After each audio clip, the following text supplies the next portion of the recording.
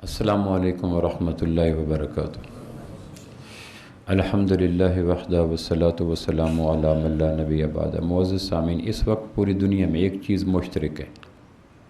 پوری دنیا کی زبانیں مختلف ہیں، موسم مختلف ہیں، خطے مختلف ہیں، مزاج مختلف ہیں، لوگوں کی عادات مختلف ہیں، تہذیب مختلف ہے، یہ اختلاف ہے، لیکن ایک چیز مشترک ہے پوری دنیا میں۔ اب چونکہ دنیا ہماری موبائل کے ذریعے مٹھی میں آ گئی، آپ دنیا کے جس ملک سے چاہیں رابطہ کر لیں، کینیڈا میں کریں، ناروے میں کریں، اسپین میں کریں، کویت میں کریں، جس ملک سے چاہیں۔ آپ اس سے پہلے حج پہ جا کر معلومات ملتی تھیں آپ کے ملک کا کیا حال ہے، لوگ ہیں۔ اب موبائل کے ذریعے دنیا گلوبل ویلیج بن گئی ہے۔ تو دنیا کے مختلف لوگوں میں ذوق کا فرق ہے، مزاجوں کا فرق ہے، تہذیبوں کا فرق ہے، سوچوں کا فرق ہے، نظریوں کا فرق ہے، عمروں کا فرق ہے، زبانوں، یہ فرق ہیں، لیکن ایک چیز مشترک ہے، وہ ہے کہ پوری دنیا میں پریشانی کی ہوا چلی ہوئی ہے۔ یورپ سے آنے والے لوگوں کو پوچھیں، چند منٹ تک وہ بڑی تعریف کریں گے، جیسے بند گوبھی کے چھلکے ہوتے ہیں، اتارتے جائیں نیچے چھلکے ہی نکلتے چلے جاتے ہیں۔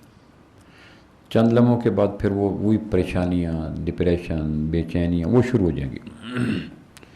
پاکستان میں چلے جائیں تو کسی سے رابطہ کریں، کسی سے بات کریں، وہ ارب پتی ہو، وہ فقیر ہو، وہ محل والا ہو، وہ کٹیا والا ہو، وہ دیوبندی ہو، وہ وہابی ہو، وہ حنفی ہو، وہ شافی ہو، وہ شیخ ہو، وہ ارائی ہو، وہ تاجر ہو، وہ کاشتکار ہو، ایک چیز مشترک ہے، وہ یہ ہے کہ اللہ کا شکر ہے پریشان ہر آدمی ہے۔ یہ تو چلو ایک بات، جیسے اقبال نے کہا تھا نا، ایک بات پہ اتفاق ہے سارے مسلمانوں کا، علماء کا، کہ میں کافر ہوں۔ چلو شکر ہے ایک اتفاق تو کیا۔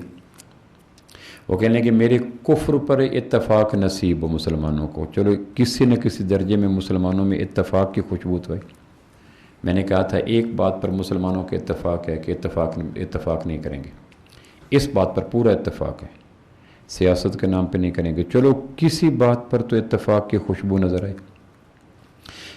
ہزارہ اختلافات کے باوجود ایک چیز پہ اتفاق ہے کہ ہم پریشان ہیں۔ پریشان کیوں ہیں؟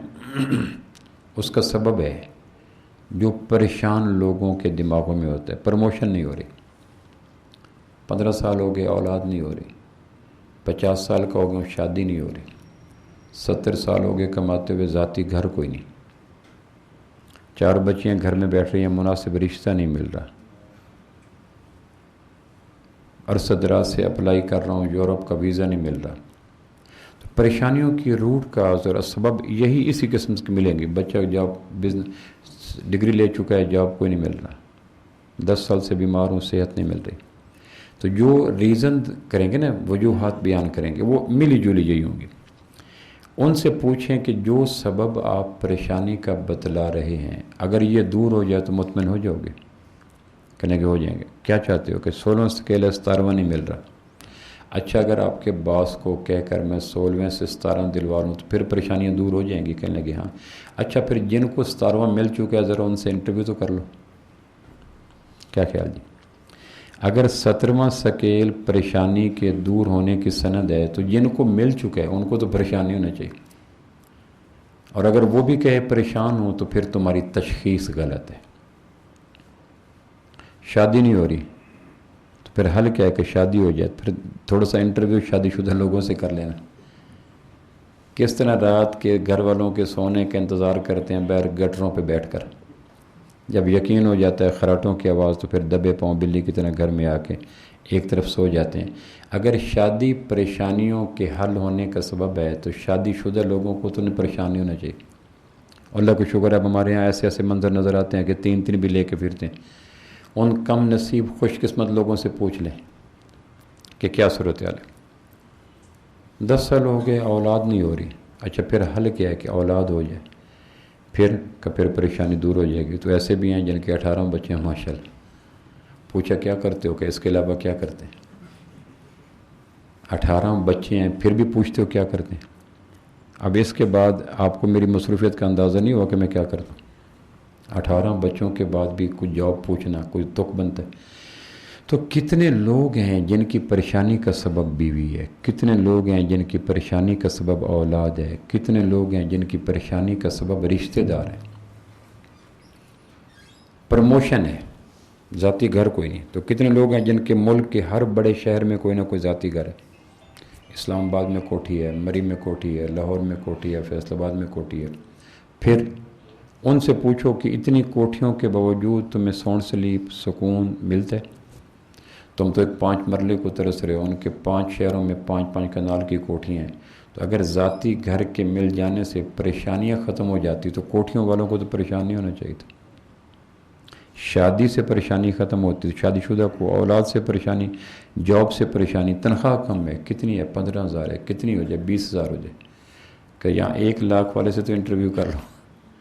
اگر 1 لاکھ والے بھی پریشان پڑے ہیں تو پھر اس مقصد ہے کہ وہ سبب تو نہیں ہے جو تم ڈھونڈ رہے ہو. پھر سبب کیا ہے؟ تو سبب سورہ عنکبوت کی آیت نمبر 40 میں قرآن نے سبب بیان کیا. ہماری بنیادی غلطی یہ ہے کہ ہماری تشخیص غلط ہے. غلطی سے اگر کسی آدمی کا خراب ہو جگر اور تشخیص میں آ جائے گردہ، تو وہ علاج گردے کا ہی کرے گا نا. تو گردہ تو فنکشنل ہے، گردہ تو ٹھیک چل رہا ہے. ٹھیک عضو کو میڈیکیشن کرنے سے وہ ٹھیک خراب ہو جائے گا. گھوڑا چل رہا ہے، چابک مار دو اڑ جائے گا. بھئی جب میں چابک کے بغیر ٹھیک چل رہا تھا پھر چابک مارنے کا فائدہ. غلطی یہ ہے کہ اس وقت بحیثیت مجموعی ہم اپنی پریشانیوں کا سبب اور ڈائیگنوز غلط کر بیٹھے ہیں. پیسہ ہے، گھر ہے، گاڑی ہے، نئے ماڈل ہے، اولاد ہے، جاب ہے. کعبہ کے رب کی قسم یہ پریشانیوں کا اصل سبب نہیں ہے. کاش ہمیں قرآن پہ ایمان آ جائے. صدیق آپ صلی اللہ علیہ وسلم کی جب صورت یہ اتری نا، زلزال اور سورہ واقعہ اور صورت اس قسم کی، آپ کی داڑھی مبارک سفید بال ہو گیا. صدیق اکبر نے کہا کہ نبی آپ کے بال مبارک بڑے سفید جلدی ہو گئے ہیں. کہ سورہ زلزال اور سورہ واقعہ نے بوڑھا کر دی. اذا زلزلت الارض زلزالها واخرجت الارض اثقالها وقال یہ قرآن کا اثر ہے. آج آپ پریشان پھرتے ہیں، کل ہائی کورٹ میں پیشی ہے تو پتہ چل جاتا ہے نا. تو قرآن کا ایمان یہ ہے کہ قرآن کی بات کا اثر آ جائے. وفی السماء رزقکم وما توعدون. مدینہ جب آپ نے صحابہ نے ہجرت کی تو اپنے انصار اور مہاجر کو بھائی بنایا. ایک دن مہاجر صحابی کی ڈیوٹی تھی اللہ کے محبوب کے پاس بیٹھنا، اور انصاری کی ڈیوٹی تھی بکریوں کو چرانا. تو انصاری نے کہا جو آیتیں اتریں مجھے بتانا تاکہ شام کو میں سن سکوں، میں آپ کے لیے دودھ اور بکریوں کو چراؤں گا. شام کو جب صحابی واپس آیا تو مہاجر نے کہا آج ایک ایسی آیت اتری جل تھل ہو گیا، اندھیرے دور ہو گئے، پریشانیوں کے بادل چھٹ گئے. تو اس نے کہا اللہ تمہیں خوش رکھے، مجھے بھی خوشیوں میں شریک کرو. اس نے کہا آیت اتری ہے وفی السماء رزقکم وما توعدون. تمہارا رزق آسمانوں میں ہے، ہم تم سے وعدہ کرتے ہیں تمہارا تمہیں دیں گے. یہ قرآن کی ورس ہے، ترجمہ ہے، یہ ترجمانی نہیں ہے، ترجمہ ہے، تفسیر تشریح فٹ نوٹ نہیں ہے. وفی السماء رزقکم، تمہارا رزق آسمانوں میں ہے. وما توعدون، اور ہم جیسا سچا اللہ تم سے ارادہ نہیں، وعدہ کر رہا ہے کہ تمہارا رزق کسی کے منہ میں نہیں جانے دوں گا، تمہیں دوں گا. تو وہ صحابی جھوم گئے، وہ جو انصاری بکریاں چرا کے وہ جھوم گئے، گھوم گئے، خوش ہو گئے. اللہ نے وعدہ کر لیا. ہمارے یہاں جو حسد ہوتا ہے، جیلسی ہوتی ہے، لیگ پولنگ ہوتی ہے، بیک بیٹنگ ہوتی ہے، پریشان کرنا ہوتا ہے. 7 والی دکان کھل گئی ہے، پہلے دکان میری تھی، 7 دکان پہلے پمپ میرا ہی تھا، 4 پمپ اور کھل گئے. تو یہ قرآن پر ایمان کی کمی کے کڑوے پھل ہیں. تو جب وہ خوش ہوا تو اس نے کہا نہیں اگلی آیت بھی سنیں، اسی کے ساتھ جڑی ہوئی اگلی آیت. اس نے کہا اگلی آیت کیا ہے؟ اس نے کہا اگلی آیت یہ ہے فورب السماء والارض انہ لحق مثل ما انکم تنطقون. زمین آسمان کے پالنے والے کی قسم یہ بات سچ ہے کہ تمہارا رزق دینے کا ہم تم سے وعدہ کرتے ہیں. کتنی بڑی قسم آ گئی. فورب السماء والارض، زمین آسمان کے پالنہار کی قسم. انہ لحق، وہ جو ہم نے کہا ہے نا فی السماء رزقکم، یہ حق ہے. وما توعدون، یہ حق ہے. مثل ما انکم تنطقون، اور یہ حق اتنا پختہ ہے، اٹل ہے، غیر متزلزل ہے، انشیکی ہے کہ جس طرح تمہیں اپنے منہ سے نکلی بات پہ یقین ہوتا ہے نا. مجھ سے آج کوئی کہے کہ پروفیسر صاحب آپ نے آج یہ بیان کیا تھا شہادت حسین، میں نے کہا میں نے منہ سے بات نکالی، یہ بات تھی کوئی، میں نے کی کوئی نہیں. تو آدمی کو سب سے زیادہ پختہ یقین اپنے منہ سے نکلی بات کا ہوتا ہے. تو قرآن نے اس تشبیہ کو مستعار لے کے کہا کہ جس طرح تمہیں اپنے منہ سے نکلی ہوئی بات پہ یقین ہوتا ہے نا، اسی طرح یقین کرو کہ رزق زمینوں میں نہیں ہے، زمینوں میں رزق ظاہر ہوتا ہے، طے آسمانوں پہ ہوتا ہے. سیدنا علی کا ارشاد ہے آسمان پہ منظور ہوتا ہے، زمین پہ ظہور ہوتا ہے، اور وہ ضرور ہوتا ہے۔ ٹوٹیوں میں پانی نہیں ہوتا، پانی ٹینکیوں میں ہوتا ہے، ٹینکیاں اوپر ہوتی ہیں۔ رزق کی ٹینکیاں آسمانوں پہ ہیں، کعبہ کے رب کی قسم۔ ٹینکی کی 10 ٹوٹیاں کھول دیں تو 10 ٹوٹیوں کی برکت سے ٹینکیوں کا پانی نہیں بڑھتا، ٹینکیوں کا پانی فکس ہے، میرا رزق فکس ہے۔ لہٰذا میں حسد نہ کروں میں یہ سائنسدانوں میں بیان تھا میرا 2-4 روز پہلے، میں نے ایک جملہ پاس کیا، آدمی رزق حرام کو کھاتا ہے یا رزق حرام آدمی کو کھاتا ہے؟ کیوں جی؟ کیوں شیخ صاحب؟ آدمی رزق حرام کو کھاتا ہے یا رزق حرام آدمی کو کھا جاتا ہے؟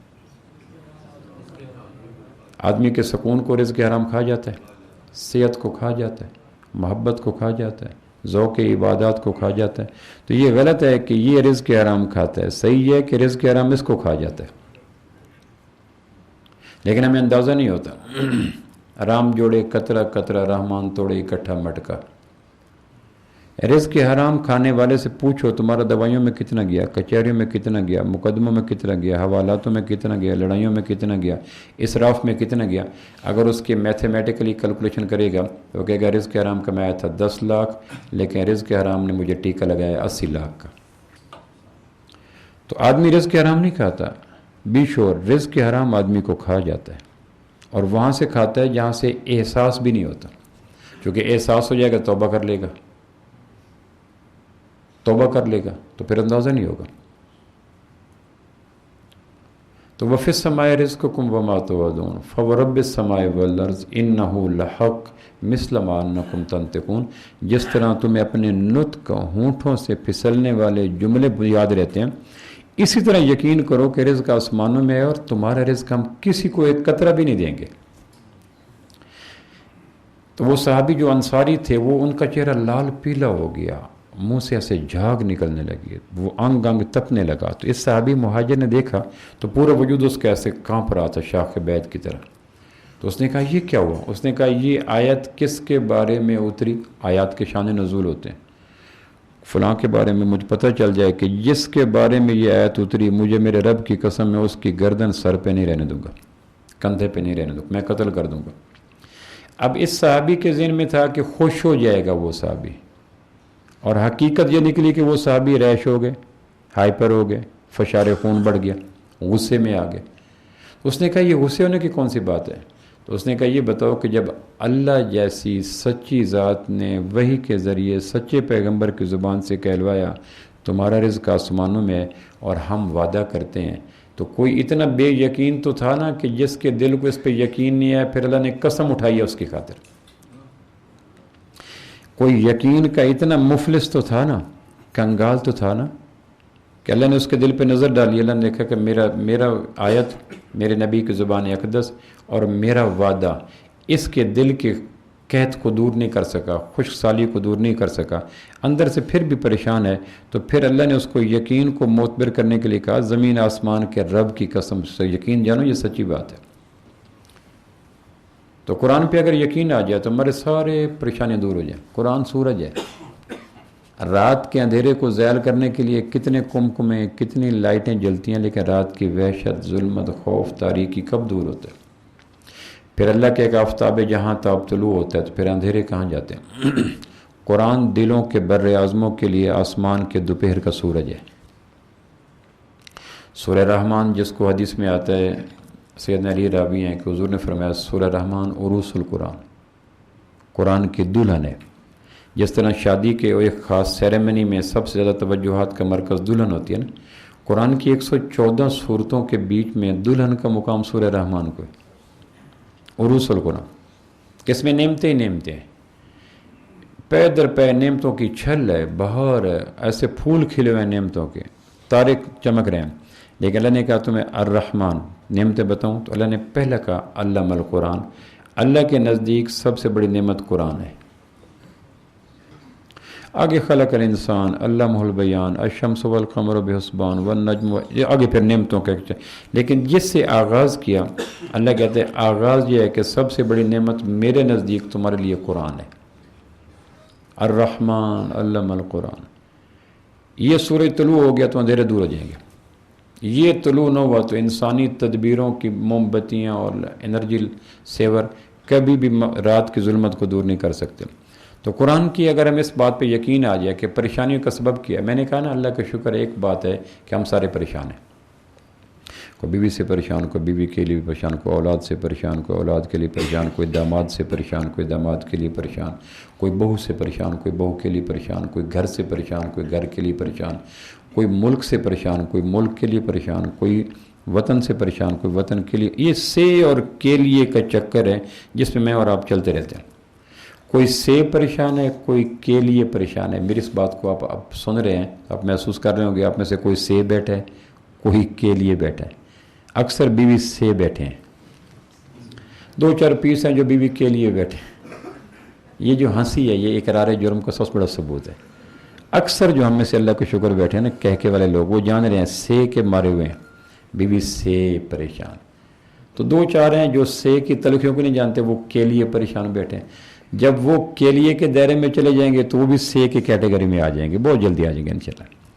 تو میں یہ عرض کر رہا تھا کہ قرآن مجید کی سورہ عنکبوت کی آیت نمبر 40 میں اللہ نے کہا یہ جو فلاں سے پریشان، یہ پریشانیوں کا سبب نہیں ہے، پریشانیوں کے مناظر ہیں، مظاہر ہیں، پریشانیوں کا سبب نہیں ہے۔ تو سبب کیا ہے؟ تو اللہ کہتا ہے میرے اوپر اعتبار کرو گے، میری تشخیص پہ یقین کرو گے، میرے قرآن پہ ایمان لاؤ گے، میرے محبوب کی بات پہ ایمان لاؤ گے کہ یا اللہ اگر میرا ایمان آپ کے قرآن پہ نہیں ہے، آپ کے نبی رحمت پہ نہیں ہے تو پھر میرے ایمان کو مر جانا چاہیے۔ اللہ کہتا ہے سورہ عنکبوت کی آیت نمبر 40 کو دیکھو، فَكُلًّا أَخَذْنَا بِذَنبِهِ، اتنی خوبصورت آیت ہے جس نے پوری دنیا کی پریشانیوں کی نبض پہ ہاتھ رکھ کے ایسی جامع معنی قسم کی تشخیص کر دی کہ مت پوچھو۔ ایکڑ والے ہو، مربوں والے ہو، پہلے گریڈ والے ہو، 22ویں گریڈ والے ہو، صاحب اولاد ہو، بے اولاد ہو، کچے گھروں والے ہو، پکے گھروں والے ہو، تمہاری پریشانیوں کے انداز جدا ہیں، اسلوب جدا ہیں، طریقے جدا ہیں، لیکن قرآن انسانوں کی پریشانیوں کی نبض پہ ہاتھ رکھ کے کہتا ہے فَكُلًّا أَخَذْنَا بِذَنبِهِ، ہمارے علم پر، فہم پر، دانش پر اعتبار کرو، ہم تمہیں بتاتے ہیں کہ تمہاری پریشانیوں کا روٹ کاز اور سبب تمہارے گناہ ہیں۔ اگر ہوتا نا کہ تمہاری پریشانیوں کا سبب تمہارے بیوی کے گناہ ہیں، بیٹوں کے گناہ ہیں، تو آدمی کس درجے میں ایکسکیوز کر سکتا تھا کہ میں نے بیوی کو سمجھایا، میں نے بیٹے کو سمجھایا، میں نے پڑوسی کو۔ اللہ نے کہا کل تم ایکسکیوز نہ کرو، تمہاری پریشانیوں کا سبب تمہاری آدھی انچ کی آنکھ ہے، تمہاری پریشانیوں کا سبب تمہاری چھٹانک کی زبان ہے، تمہاری پریشانیوں کا سبب دماغ کے کمرے میں بند تمہارا، سر کے کمرے میں بند تمہارا دماغ ہے، تمہاری پریشانیوں کا سبب تمہارے چھوٹے چھوٹے کان ہیں۔ تو اللہ کہتا ہے اب تم یہ تو نہیں کہہ سکتے کہ میرے کان میرے اختیار میں نہیں ہے، میری زبان میرے اختیار میں نہیں ہے، اور اگر اختیار میں نہیں ہے تو تمہیں اس جسم کی مملکت کا رئیس اعظم کہلوانے کا کوئی حق نہیں ہے۔ تمہاری پریشانیوں کا سبب ایکچولی تم خود۔ تو یہ ایک قرآن کے ڈائیگنوز ہے، اور اس کو قرآن مجید نے اتنے انداز میں بیان کیا، وَلَقَدْ أَهْلَكْنَا الْقُرُونَ مِنْ قَبْلِكُمْ لَمَّا ظَلَمُوا فَكَأَيٍّ مِّنْ قَرْيَةٍ أَهْلَكْنَاهَا فَجَاءَ بَأْسُنَا بَيَاتًا أَوْ كَمْ قَصَمْنَا مِنْ قَرْيَةٍ كَانَتْ ظَالِمَةً۔ یہ سارے کچھ سینکڑوں آیات میں نے ایک دفعہ ڈھونڈی، ان سینکڑوں آیات کا رس نکالا جائے، نچوڑ نکالا جائے تو ایک ہی بنتا ہے کہ تمہاری پریشانیوں کا سبب تمہارے اپنے گناہ ہیں۔ اب اگلی بات کہ یا اللہ سبب کی تشخیص کر دی، علاج بھی عطا فرمائیں۔ جس طرح سبب بڑا کامن قسم کا، گناہ کی ہزاروں قسمیں ہیں، عقائد کے روپ میں، عبادات کے روپ میں، معاملات کے روپ میں۔ 40 کبیرہ گناہ غزالی کے بقول زبان کی جڑوں سے نکلتے ہیں۔ جتنا خوفناک جانور ہو اتنی لگامیں۔ میں نے ایک دوست کے گھر میں گیا، اس کے گھوڑے کے 4 پاؤں میں 4 رسیاں ڈالی ہوئی تھیں، ہر پاؤں میں۔ میں نے کہا بعض میں ایک ہوتی ہیں، بعض میں کہنے یہ سرکش ہے، طاقتور ہے۔ تو چونکہ زبان سرکش عضو ہے، پہلے 32 دانتوں کا لاک لگایا، پھر 2 ہونٹوں کا پھاٹک لگایا، اس کے بیچ میں پھر گڑبڑ کر جاتی ہے۔ امام غزالی جیسے بالغ نظر انسان کے بقول 40 کبیرہ جرم، جب صحیح اس کا ایگزیکٹ فگر نہیں، 40 بھی ہو سکتا ہے، 35 بھی ہو سکتا ہے، مور اور لیس، احیاء العلوم میں لکھا ہے، کبیرہ جرم زبان کی جڑوں سے نکلتے ہیں۔ تو اللہ کہتا ہے تمہاری زبان ہے، تمہارے دانت ہیں، کوئی زبان کے اوپر زبردستی غیبت رکھ کے تو نہیں آتا۔ عمران خان تھوڑے کہتے زبان پہ غیبت کرو، نواز شریف تھوڑے کہتے زبان پہ جھوٹ رکھو۔ یہ تو ایک لیم ایکسکیوز ہے نا، یہ تمہارا جسم کی تمہاری ریاست ہے، اس میں دانت بھی ہیں، اس میں ہونٹ بھی ہیں، تو تمہارے پریشانیوں کا سبب اللہ کہتا ہے کہیں اور نہ ڈھونڈو، کہ یا اللہ کیسے ڈھونڈے، کہ تمہارے جسم کے اپنے اعضاء پہ گہری نگاہ رکھو، اپنے جسم کے اعضاء پہ بے رحم ہو کے جج بن جاؤ، وکیل نہ بنو۔ ہم اپنے وکیل بنتے ہیں، دوسروں کے جج بنتے ہیں، یہ ایک غلط طرز فکر ہے۔ اپنے جج بن جائیں، دوسروں کے وکیل بنیں، دوسروں کی صفائی بیان کریں، دوسروں کی اچھائی بیان کریں، لیکن اپنے متعلق بے رحم موت سے بن جائیں، جج بن جائیں۔ اچھا یا اللہ یہ تو ہمیں طے ہو گیا کہ اللہ کے دس پہ یقین رکھتے ہو، کہ ہاں کہ بہو تو نہیں ہے، بیوی تو نہیں ہے، بیٹا تو نہیں ہے، کہ یا اللہ یہ ہمارے ناقص تشخیصیں ہیں، غلط تشخیصیں ہیں جو غلط علم کی وجہ سے ڈائگنوز ہو رہی ہیں، اصل ہم خود ہیں۔ اچھا اللہ کہتا ہے اگر تم اس بات مانتے ہو تب تمہیں میں علاج بتا دیتا ہوں کہ تمہارے اس گناہ کے جڑی بوٹی کا، سنڈی کا علاج کیا ہے۔ ہمارے یہاں دیہاتوں میں جانا ہے، یہ امریکن سنڈی ہے، یہ انڈین سنڈی ہے، میں نے کہا نام اچھے رکھے ہیں، یہ تو دیہاتیوں نے کام اچھا رکھا، اسرائیل سنڈی بھی رکھ دیں، انگلینڈ سنڈی بھی رکھ دیں، رشیا سنڈی بھی رکھ دیں، لیکن یہ دو سنڈیوں کے نام اچھے ہیں، حالانکہ بھولے بھالے لوگ، امریکن سنڈی، انڈین سنڈی، یہ باقاعدہ میں نے نام سنے دیہاتوں میں۔ تو ان سنڈیوں کی سپرے ہوتی ہے۔ گناہ ایک سنڈی ہے جو ایمان کے پودے کے اخلاقیات کو کھاتی ہے، عبادات کو کھاتی ہے، معاملات کو کھاتی ہے، رزق کو کھاتی ہے، سکون کو کھاتی ہے، تنہائیوں کی محبتوں کو کھا جاتی ہے۔ اب سوال یہ ہے کہ اس سنڈی کا علاج کیا ہے؟ تو اس کا علاج بھی سورہ عنکبوت کی آیت نمبر 45 میں کھڑا ہے، کمال کا علاج ہے۔ علاج بھی ایسا شاندار ہے کہ دنیا کا غریب، مریض، پریشان، بوڑھا، دیہاتی یہ نہیں کہہ سکتا اس علاج کے اختیار کرنے میں میرا بڑھاپا حائل ہو گیا، میری غربت حائل ہو گئی، میرا دیہاتی پن حائل ہو گیا، میرا ان پڑھ ہونا حائل ہو گیا۔ نہیں، قرآن انسانوں کا کلام ہے، اور قرآن طبقات کا کلام نہیں ہے کہ یہ ڈاکٹروں کے لیے، نہ، انسان ہدی للناس، انسانوں کا کلام۔ دنیا کا کوئی انسان، اگر قرآن انسانی کلام ہوتا تو اس میں اتنی جامعیت نہ ہوتی، کمپریہنسو نہ ہوتا، عالمگیریت نہ ہوتا، چونکہ کوئی انسان جتنا بھی ذہین ہو اس کی دستر دماغ کے اڑان اتنی نہیں ہوتی کہ تمام انسانوں کے مسائل کو اپنے احاطہ میں لے لیں، چونکہ قرآن اللہ کا کلام ہے اور اللہ انسانوں کا خالق ہے، ایسی بات کرتا ہے جس کو انسان لے سکے۔ تو سورہ عنکبوت کی آیت نمبر 45 میں پریشانی کا حل لکھا ہے کہ یہ اگر سنڈی ہے گناہ، اس کا سپرے لے لو، یہ اگر جڑی بوٹی ہے تو اس کی درانتی لے لو، یہ اگر پیپ پس ہے جو انسان کا، اس کا میرے سے ٹیبلٹ لے لو، خشک ہو جائے گا۔ جب گناہ کی سنڈی مر جائے گی، پس خشک ہو جائے گی، جڑی بوٹی تلف ہو جائے گی، تو ایمان کا پودا ہرا بھرا ہو جائے گا، خوبصورت ہو جائے گا۔ پھر تمہیں نفرت سے محبت ملے گی، بے چینی سے سکون ملے گا، نقصان سے نفع ملے گا، پریشانی سے قرار ملے گا، کیونکہ روٹ کاز اور سبب جو ختم ہو گیا۔ تو سورہ عنکبوت کی آیت نمبر 40 میں سبب بیان کیا، سورہ عنکبوت کی آیت نمبر 45 میں اس کا علاج بیان کیا۔ اتل ما اوحی الیک، 21ویں پارے کا آغاز ہو رہا ہے، اسی سورہ عنکبوت 20ویں سے شروع ہوتی ہے، 21ویں میں داخل ہوتی ہے۔ 21ویں میں جب داخل ہوتی ہے تو پہلی آیت، 21ویں پارے کی پہلی آیت اور عنکبوت کی 45 آیت، 21ویں پارے کی اوپننگ ہو رہی ہے کہ میں تمہیں بتاؤں قرآن پہ یقین کرو گے کہ یا اللہ کریں گے۔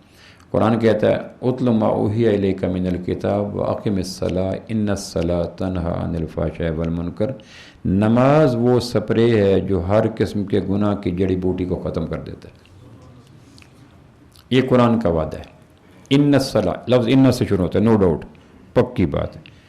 ان الصلاۃ، بے شک جو نماز سیرپ ہے نا، انجیکشن ہے نا، سپرے ہے نا، اس کی تاثیر کیا؟ تنہی عن الفحشاء والمنکر، وہ جو فحش اور منکرات آنکھوں سے آتے ہیں، زبان سے آتے ہیں، دماغ سے آتے ہیں، معاش کے آتے ہیں، اخلاقیات کے آتے ہیں، میرے رب ہونے پہ یقین کرو، میرے قرآن کے لا ریب ہونے پہ یقین کرو، میرے محبوب کے صادق مصدوق پیغمبر ہونے پہ یقین کرو۔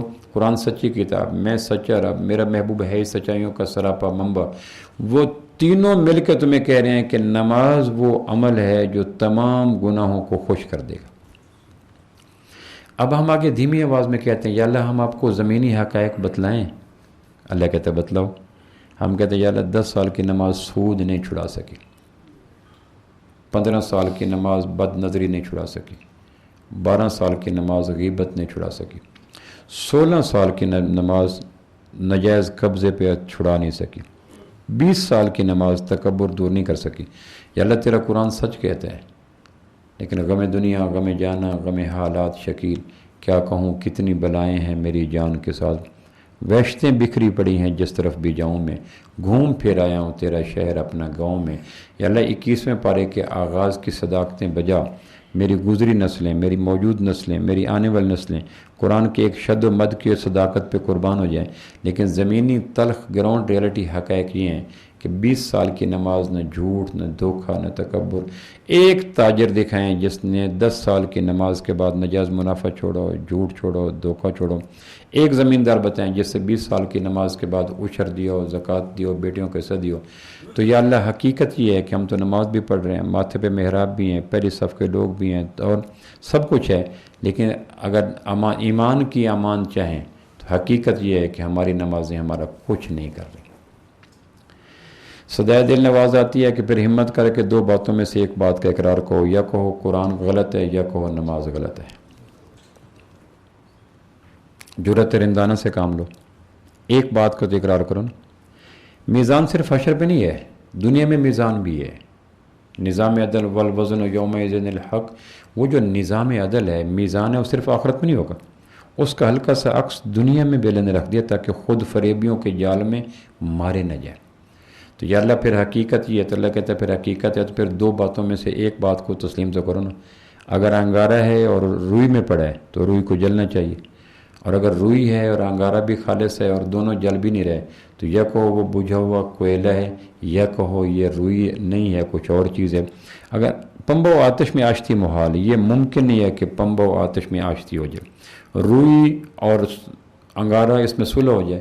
تم کہتے ہو نماز پڑھ رہے ہیں اور جھوٹ نہیں، دھوکہ نہیں، غیبت نہیں، بے پردگی نہیں، زنا نہیں، آوارگی نہیں، تکبر وغیرہ وغیرہ، جن برائیوں کے ذکر سے برائیاں پھیلتی ہیں، میں نہیں ذکر کرنا چاہتا، لیکن امر واقعہ تو یہ ہے نا کہ ہم اپنی ذات کو بطور وٹنس پیش کرتے ہیں، کچھ نہیں میرا نماز نے بگاڑا۔ تو اللہ کہتے ہیں پھر ایک بات کہو، یا قرآن غلط ہے یا نماز غلط ہے۔ تو ہم کہتے ہیں یا اللہ تیرے قرآن کی صداقتوں پہ تو صدیاں گواہ ہیں، دیکھا پھر یوں کہو تمہاری نماز غلط ہے۔ تو ہم اس بات کو تسلیم کرتے ہیں کہ ہماری نماز غلط ہے۔ اللہ کہتے ہیں پھر نماز پہ بارے میں غور کرو۔ تو میں ابھی صرف تھوڑی سی موقع میں آپ سے عرض کرنا چاہتا ہوں کہ ہماری نمازیں بے اثر کیوں ہیں، نتیجہ خیز کیوں نہیں، ثمرات مرتب کیوں نہیں کر رہی۔ پہلی صف، پہلے تکبیر اللہ کے ساتھ 40 دن کی نماز، لیکن لہجے کی سختی، رزق حرام کے راستے، جھوٹ کی باتیں کیا نہیں ہیں تو ہیں، تو پھر وجہ کیا ہے؟ تو نماز کے بارے میں 2 چیزوں کا خیال رکھیں۔ نماز کے بارے میں قرآن مجید نے ایک جگہ کہا ہے پڑھو، اور سینکڑوں جگہ کہا ہے قائم کرو۔ جہاں کہا ہے پڑھو وہاں کہا ہے فویل للمصلین۔ ویل ایک جہنم میں وادی ہے، جب جہنم نافرمانی کرتی ہے تو جہنم کو سزا دینے کے لیے اللہ ابن کثیر کے بقول ویل میں ڈالتے ہیں۔ دوزخ بھی ایک مخلوق ہے، دوزخ جب نافرمانی کرتی ہے تو دوزخ کی سزا ویل میں ڈالنا ہے۔ اللہ کہتے ہیں نماز پڑھنے والے بھی ویل میں جائیں گے۔ فویل للمصلین، جو نماز پڑھتے ہیں پڑھنے کے بعد ان کا مقام ویل ہوگا۔ یہ قرآن ہے، بس میں تلخی ترشی اور آپ کو پریشان ہونے کی ضرورت نہیں ہے، یہ قرآن ہے کہ جس میں یہ بھی نہیں سکتا کہ موضوع ہے، مرفوع ہے، مقطوع ہے، ضعیف ہے، یہ نہیں، قرآن ہے۔ ترجمہ ہے فویل للمصلین، جس کو عرف عام میں ترجمہ کرتے ہیں ہلاک ہو گئے نماز پڑھنے والے۔ تو یا اللہ آپ نماز کون سی چاہتے ہیں؟ اللہ کہتے ہیں میں تو کہتا ہوں اقم الصلاۃ، نماز قائم کرو۔ تم اقم الصلاۃ 1 مہینہ کر لو اور پھوڑے پھنسی آنکھوں کے، زبان کے، کان کے، دماغ کے، معاملات کے، معیشت کے خشک نہ ہوں تو تمہیں پھر شکوہ کرنے کا حق ہے۔ لیکن اگر 20 سال سے تم نماز پڑھ رہے ہو تو نماز پڑھنے پہ تو پھوڑے پھنسیوں کا وعدہ ہے ہی کوئی نہیں، دوزخ میں گرنے کا وعدہ ہے۔ تو یا اللہ نماز قائم کیسے کریں؟ تو قائم کے 2 معنی ہیں، بس وہ ذہن میں رکھ لیں۔ لغت کی کتابوں کو کھولو، مفردات کو کھولو، منجد کو کھولو، جتنی بھی لغت کی قدیم کتاب۔ اقم کے 2 معنی ہیں، یہ میں اس لیے عرض کر رہا ہوں کہ ہم میں سے اللہ کو شکر ہے پروردگار نے ظاہری وضاحت کے اعتبار سے وضو، قیام، تسبیح میں یہ کوئی توفیق دی ہے، تھوڑی سی ہمت کر کے پڑھنے سے قائم پہ آ جائیں۔ یہ نہ ہو کہ میں جو سر بسجدہ ہوا کبھی تو زمین سے آنے لگی صدا، تیرا دل تو ہے صنم آشنا، تجھے کیا ملے گا نماز میں۔ گاہ میری نگاہ تیز چیر گئی دل وجود، گاہ الجھ کے رہ گئی میرے توہمات میں۔ تو پہلا اقم کا معنی ہے ٹیڑھے پن کو سیدھا کرنا۔ اقم کا پہلا معنی کرو ہوتا ہے، لوہا ٹیڑھا ہے، دیوار ٹیڑھی ہے، سیمنٹ ٹیڑھا ہے، فلاں ٹیڑھا ہے، تو ٹیڑھے پن کو سیدھا کرنا پہلا معنی یہ ہے۔ اللہ کہتے ہیں فجر کی نماز پڑھی کہاں کہ اب ظہر تک، دوسری نماز پڑھنے سے پہلے سوچنا فجر کی نماز نے ظہر تک کوئی ٹیڑھا پن دور کیا؟ اس نظر کے ساتھ فجر اور ظہر کا درمیانی وقت گزارو. یا اللہ آنکھ ببلیں کر رہی تھی، کان مسنگ کر رہے تھے، زبان وائبریشن کر، اللہ کہتا ہے پھر ورک شاپ میں چلو جو دوبارہ ظہر کی پڑھو. ورک شاپ میں لے جاتے ہیں گاڑی، وہ کہتے ہیں پہلے گیئر میں یہ ہوتا ہے، دوسرے میں وہ کہتا ہے یہ لو اور ٹرائی لے کے آؤ، تو ٹرائی نہیں لیتے. تیسرے گیئر پہ پھر مسنگ ہوتی ہے کہ پھر دوبارہ لے آؤ، ٹیوننگ ہوگی، پلگ بدلے جائیں گے وغیرہ وغیرہ. تو پھر ٹرین اللہ کہتا ہے ببلیں کر رہی تھی، آنکھیں مسنگ کر رہی تھی، کیا کر زور پھر پڑھو. زور پڑھ لی کہ اب اثر تک دیکھو. اللہ نے جو کہا ہے کانت علی المؤمنین کتابا موقوتا، وقت پہ نماز فرض کیوں ہے؟ ان الصلاۃ کانت علی المؤمنین کتاب، مومن کی نشانی ہے. پانچوں وقت فجر میں کیوں نہیں؟ اس لیے کہ پھر میری گاڑی ٹھیک چل رہی ہے یا نہیں چل رہی اس کا اندازہ نہیں ہوتا. زور سے اثر تک دیکھو، کچھ آنکھوں میں جھکاؤ آیا، کچھ زبان سے غیبت دور ہوئی، کچھ کانوں سے گانوں سے الرجک ہوئے نہیں ہوئے. اثر پہ پھر زور لگاؤ. اثر سے مغرب تک پھر اپنی گاڑی کو دیکھو. دنیا میں سب سے زیادہ ببلنگ اور مسنگ اور گڑبڑ وہ انسانی گاڑی میں ہوتے ہیں. ہم جتنے متفکر اپنی کار کے بارے میں ہوتے ہیں، اللہ کرے اپنے آپ کو کار کا مقام ہی دے دیں تو ٹھیک ہو جائیں گے. یعنی جتنی جاپان کی بنی ہوئی گاڑی کے بارے میں ہم ورڈ ہوتے ہیں، آئل چینج کیے، ٹیوننگ کروائیے، ہوا ٹھیک رکھیے، تو اتنا ہی اپنے آپ کو اہمیت دے رہے ہیں کہ ہم جاپان کی گاڑی ہیں پھر بھی کام بن جائے گا. ہم تو رحمان کی گاڑی ہیں، بڑی کمپلیکیٹڈ گاڑی ہیں، اور ہمارے دست ہنرمند سے کائنات کی ساری مشینریاں وجود پکڑتی ہیں. ایک مہینہ تک ہر نماز سے اگلی نماز کے درمیان بے رحم ہو کر اپنا احتساب کرتے رہیں تو پھر آپ کو اندازہ ہو جائے گا کہ نماز بہتری کی طرف جا رہی ہے. اب یہ نماز ٹھیک کیسے ہو؟ تو ہر نماز کے وقت آپ 4 چیزوں کا خیال رکھیں. کتنی جی؟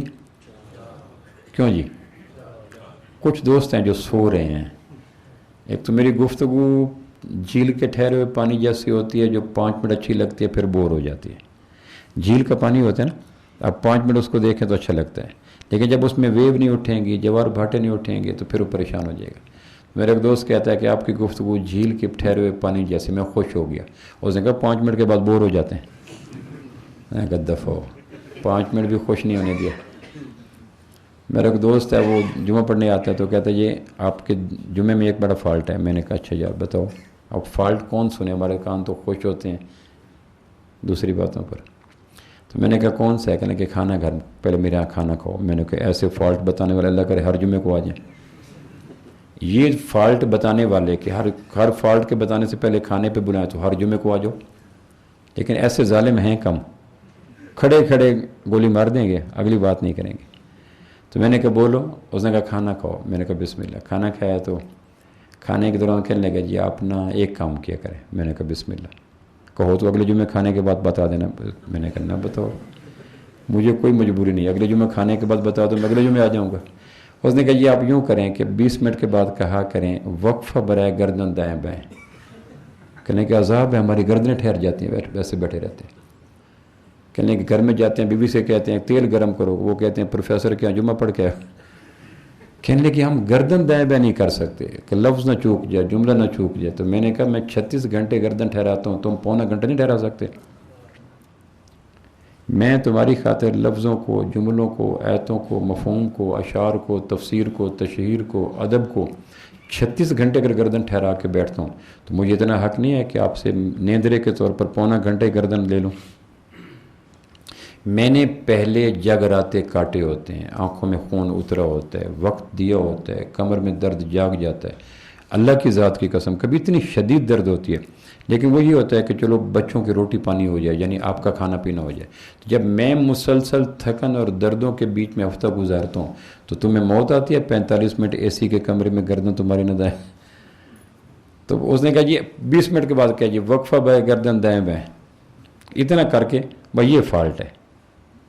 تو میں یہ عرض کر رہا تھا کہ نماز میں 4 چیزوں کا خیال رکھیں تو آپ کی اور میری نماز کے ٹیڑھا پن سیدھا ہونا چھوڑ. صرف 4 چیزوں کا، مشکل نہیں، کوشش کریں گے. میں نے بتایا کوئی نہیں انشاءاللہ. پہلے یہ ہے فرار کے مسنون طریقے، مہذب طریقے. میں نے بتایا کوئی نہیں، وہ کہہ رہے انشاءاللہ. ایک شوق بن گیا نا کہ جس کام کو نہ کرنا اس کو کیا کہتے ہیں. دکان پہ جائیں گے کوئی نہیں کہے گا انشاءاللہ. جانا جو ہے، نوکری پہ جائیں گے کوئی نہیں کہے گا. جانا جو ہے تو جہاں تھوڑا سا گڑبڑ ہو وہاں بڑے خشوع خضوع سے کیا کہتے ہیں؟ اب نہیں کہیں گے. فرد جرم جب اپنے خلاف کٹ جاتی ہے تو پھر اس وقت اپنے آپ کو سیو کرتے ہیں. سب سے پہلا ہے کہ ہم اپنی نمازوں کا کرو، چونکہ یہ نمازوں کو جاندار بنانا کعبہ کے رب کی قسم فرض عین ہے. بھوک ہے، پیاس ہے، تھکن ہے، بڑھاپا ہے، پریشانی ہے، ٹوٹیں جڑیں ملیں، ہر چیز کی قربانی دی جا سکتی ہے نماز کے جاندار بنانے کے لیے. یہ فرض عین ہے. کوئی ایکسکیوز قیامت والے دن قابل قبول نہیں ہوگا میرا یہ مسئلہ، نہ نماز بنائیے. یا اللہ کہ چھوڑو باتوں کو، نماز بنائیے. یا اللہ بچے، میں کہہ رہا ہوں کسی بات کا ایکسکیوز نہ کرو، نماز بنائیے. تو قیامت والے دن نماز کے بگاڑ کے حوالے سے کسی بھی بہانے کو قابل سماعت ہوگا ہی نہیں. کوئی بہانے نہیں ہوگا، سرے سے ڈسکس ہی نہیں ہوگا. لیو اٹ، چھوڑ دو اسٹارٹ. سب سے پہلی چیز ہے اپنا وضو ٹھیک کریں. بس اتنا یہاں سے آغاز کر لیں. وضو کے اندر دو چیزوں کا خیال رکھیں. وضو دو طہارتوں کا، دو پاکیزگیوں کے حاصل کرنے کا ایک نام ہے. چاہے تین چیزوں کا نام ہے نا. پہلے تو دودھ کے اندر پانی پہ اب وہ گوالے کام کر دیتے ہیں. پہلے تھا پانی ہو، دودھ ہو، چینی ہو، پتی ہو. تو اب دودھ والے کہتے ہیں دودھ کے اندر پانی ہم ملا دیں گے، وہ چھوڑو، تم صرف پتی اور چینی ڈال دو. تو وہ اللہ کا شکر ہے ہمارا وہ ایسے کام ہو جاتا ہے. وضو دو چیزوں کا نام ہے. ایک ظاہری طہارت جو میں اور آپ ہاتھ، انگلی، ناک کو سارے کرتے ہیں، یہ مسنون ہے. دوسرا ہے ان اعضاء کے اندر چھپے ہوئے گناہوں کی طہارت. میں کلی کر رہا ہوں، مسواک کروں، اس میں ریشہ تو نہیں ہے، دانہ تو نہیں ہے، چاول تو نہیں ہے، ذائقہ تو نہیں، یہ ہے ظاہری طہارت. میرے جبڑوں میں غیبت تو نہیں ہے، جھوٹ تو نہیں ہے، گالی تو نہیں ہے، حرام خوری تو نہیں ہے، یہ ہے مانوی طہارت. وضو دو طہارتوں کا نام ہے، بی شور. اس لیے جب وضو کے بعد دعا پڑھتے ہیں اللہم اجعلنی من التوابین وجعلنی من المتطہرین، وہ جو وضو کے اندر اعضاء میں چھپے ہوئے، آنکھ کے اندر بے پردہ عورت گئی، کان کے اندر گانا گیا، دماغ کے اندر تعیش کیا کہ پھر مسح کرتے ہوئے بالوں کو بھی گیلا کرو اور ندامت کے پانی سے دماغ کے اندر اس غلط خیالات کو بھی دھونے کی کوشش کرو.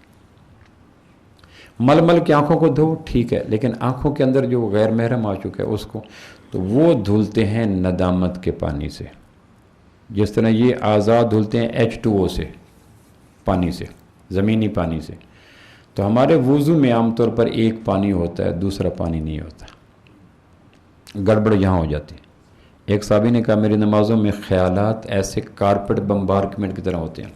آپ فرمایا بچہ نماز ٹھیک کر، وضو ٹھیک کر.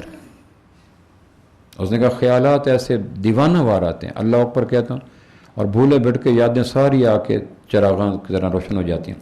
آپ نے اس کا حل کیا بتلایا؟ وضو ٹھیک کر. تو جب بھی وضو کریں، وضو کرتے ہوئے اعضاء کو دھوئیں بھی مل کے، اور اعضاء کے گناہوں کو یاد کریں استغفار کر کے. یہ ہے وضو کی کامل طہارت. دوسرا یہاں سے آغاز کریں. دوسرا اپنی نماز کا جو کرو ہے، ٹیڑھا پن ہے میرے اندر، نماز کا پہلا ہدف ہے میرا ٹیڑھا پن دور ہو. دوسرا یہ ہے کہ جہاں سے اٹھ کے مسجد آئیں راستے کا سفر مسنون طے کریں. میں دکان سے آتا ہوں یا دفتر سے آتا ہوں یا گھر سے آتا ہوں، مسجد تک 20 قدم 50 قدم تو ہیں. یہ مسجد کے سفر طے کرنے کا جو راستہ ہے وہ کیا اللہ کے نبی نے آزاد چھوڑ دیا، آوارہ چھوڑ دیا، یا مسنون طے کرنے کا کہا؟ تو کہا نہیں، آنکھوں کو جھکا کے نماز کی عظمت کو یاد کر کے چلو، تمہاری نماز شاندار ہو جائے گی. اور اگر موبائل سنتے ہوئے، گپ شپ کرتے ہوئے، لطیفے بیان کرتے ہوئے، دائیں بائیں پٹواری کی گھوڑی کی طرح دیکھتے ہوئے چلے گئے تو پھر ہزار حرم میں بھی نماز پڑھ لو، نماز ٹیڑھے پن کو دور نہیں کر سکتی. حتیم میں پڑھ لو. یہ نماز ہے، کوئی یادیں ایسے نہیں ہوتی جو موبائل فون کی طرح سوئچ آف کر دو. یادیں منہ زور ریلا ہوتی ہیں، آدمی کو بہا کے لے جاتی ہیں. تو گھر سے مسجد کا سفر مسنون کریں، آنکھ جھکا کے ذکر کرتے ہوئے نماز کو. دوسری چیز. تیسری چیز، کانت علی المؤمنین کتابا موقوتا، وقت کی پابندی کا خیال رکھ کے نماز پڑھیں. امام غزالی نے ایک حدیث لکھی ہے کہ قیامت والے دن پہلا 1000 سال اندھیرے کا ہوگا، باقی 49,000 سال روشنی کے ہوں گے. روشنی انتہائی آگ نما روشنی ہوگی. سورج آدمی ہاتھ کھڑا کرے گا تو گمان ہوگا سورج کے منہ کو نہ لگ جائے. سورج ایسا گمان ہوگا, یوں خوف. زمین تانبے یوم تبدل الارض غیر الارض, زمین بدل دی جائے گی. آسمان یوں ہوگا.